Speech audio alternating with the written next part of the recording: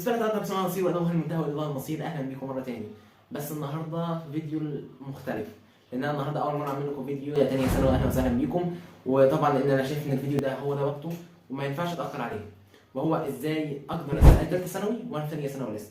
والفيديو ده عايز اقول لك ان هو ضروري جدا وهيفوتك كتير لو ما سمعتوش. بس اهم شيء ما تنساش من لايك والشير وسبسكرايب. سمي الله صلاه والسلام ويلا بينا.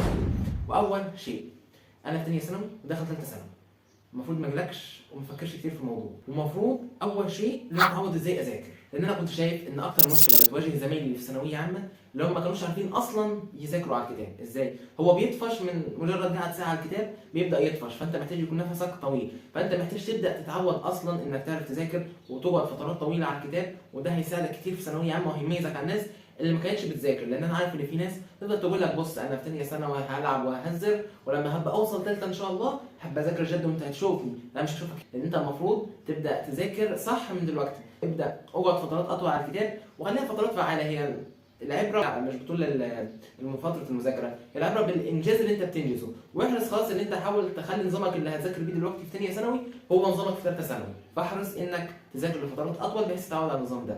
تاني حاجه، عاوزك تقرر انت هتمشي ايه النظام اللي هتمشي عليه في ثانويه عامه، يعني اونلاين ولا سنتر.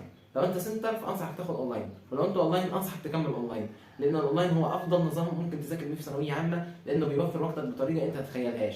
فانت المفروض لو كنت بتاخد سنتر فجرب انك تجرب الاونلاين وتعتمد عليه بطريقه كامله وتشوف الفرق بين مجموعك في الترم الاول ومجموعك في الترم الثاني بحيث تقرر مين الافيد والاصلح ليك. ثالث حاجه ودي الاهم، لازم تكون عارف اهميه اللي انت بتذاكره دلوقتي هياثر عليك ازاي في ثالثه ثانوي. فاحنا لو هنبدا نتكلم عن المواد ماده فاول ماده وهي اللغه العربيه. احب اقول لك ان النحو اللي عليك في ثانيه ثانوي هيتكرر عليك في ثالثه ثانوي كوبي بيست، مفيش اي اختلاف، هتلاقيه بالظبط. طبعا مش هقول لك هو ده اللي هيجي لك كله، هيكون جزء، بس انت لازم تكون عارف اللي هيكون مكرر بالظبط. فانت هتوفر على نفسك وقت المذاكره بتاعه، وهتوفر على نفسك الفهم انك هتبقى اصلا طالع فاهمه وعارف ان ده عليك.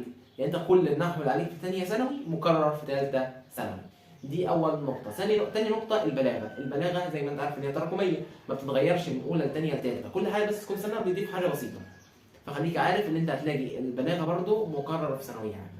لو هنتكلم عن الانجليزي فاحب اقول لك ان القواعد مفيش اي اختلاف في الانجليزي، وهتلاقي كل سنه القواعد بتتكرر. فانا عم بقول لك كده ليه؟ بقول لك كده علشان توفر في وقتك بتاع ثانويه عامه، بدل ما انت تبقى مزنوق في الدراسه، تبقى مزنوق في المواد. هيبقى عندك مواد زي الكيمياء والفيزياء والاحياء، دول ما بيستحملوش اصلا مواد انك تطول في ماده زي العربي او الانجليزي. فانت عشان كده لازم تهتم بالمواد دي دلوقتي علشان ما تتبهدلش فيها في ثالثه ثانوي. يبقى انت كده الانجليزي انت مطالب جدا ان انت تكون مذاكر كل القواعد بتاعته يعني بكل اتقان.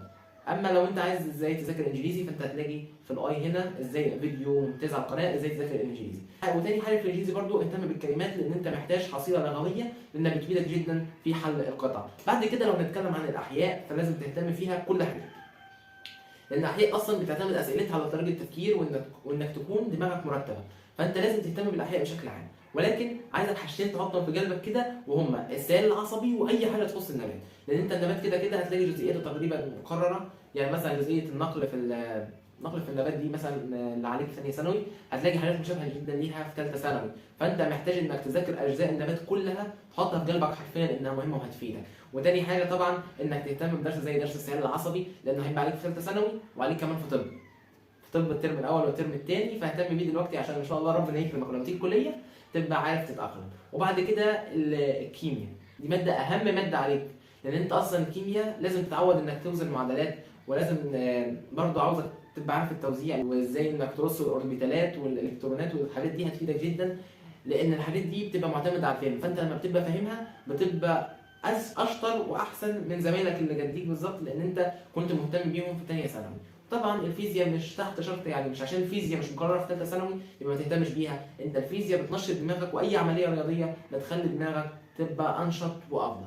وبس عايز اقول لك في النهايه ان انت ما تشغلش بالك بالتفكير كتير في ثانويه عامه وانك هتعمل فيها ايه. خلي كل حاجه ليها وقتها. انت دلوقتي في ثانيه ثانوي ما تفكرش في ثالثه ثانوي، اوعى تكون من العقليه المريضه اللي عايزه تذاكر لسه في ثانيه ثانوي وثالثه ثانوي. ثالثه ثانوي اصلا تبقى سنه كبيره لوحديها، فهي ما بتستحملش سنه اضافيه. فانت حاليا انت في ثانيه ثانوي، ذاكر لثانيه ثانوي واهتم بيها، وما تشغلش بالك باللي جاي، خليك في النهارده بس. واتمنى لكم التوفيق، يا رب تكونوا استفدتوا. طبعا لو استفدت لايك وشير وسبسكرايب، وما تنساش من تعليقك الجميل، واي حاجه عندك اسال وتحت امرك. يا رب تكونوا استفدتوا، اتمنى لكم التوفيق، والسلام عليكم ورحمه الله وبركاته.